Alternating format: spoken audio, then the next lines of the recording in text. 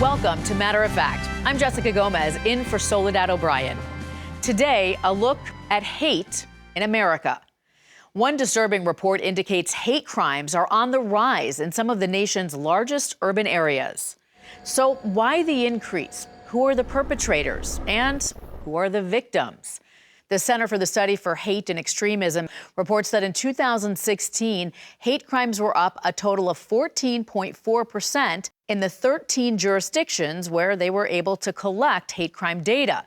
Criminologist, former NYPD officer, and director of the center, Brian Levin, joined us now to talk more about the report. Professor Levin, thanks so much for joining us. Oh, thank you so much for having me today. So you've been tracking hate crimes really since the late 80s. Tell us how you define a hate crime. A hate crime is a criminal offense motivated in whole or significant part because of the actual or perceived group characteristics of another, such as race, religion, sexual orientation, or gender. You get your numbers from local law enforcement agencies, but really it's very difficult to track hate crimes, isn't it? It's very difficult because a lot of victims don't report, and different agencies have different efficiencies and training with regard to identifying and investigating hate crime. So let's take a look at some of the numbers in this report. You say there's been a big spike in Chicago, for example, 20%, New York City, 24%, and Philadelphia, 50%. These are big increases. They are in LA, 15%, Seattle, 6%. Out of the 13 cities and counties that we looked at, we also looked at one state that includes some of those.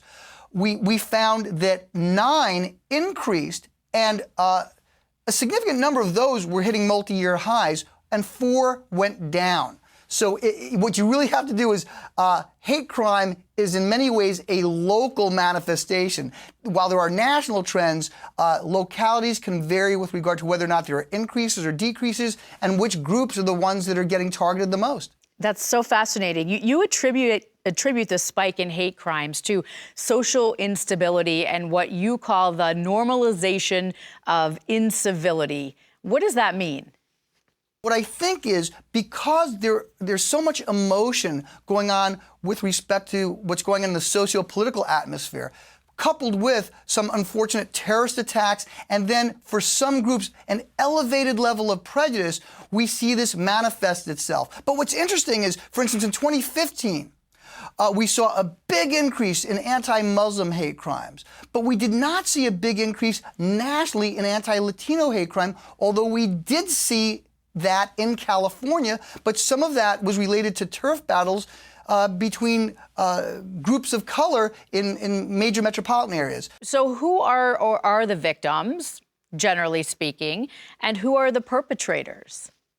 Anti-Semitic hate crimes are over 50% of all religious-based hate crimes, and African Americans, who comprise about 13% of the population, are about 30% of the victims. Incidentally, they're also slightly more represented as perpetrators. One other thing, anti-white hate crimes, though a much smaller proportion than what they are in the population, have also experienced some increases in recent times.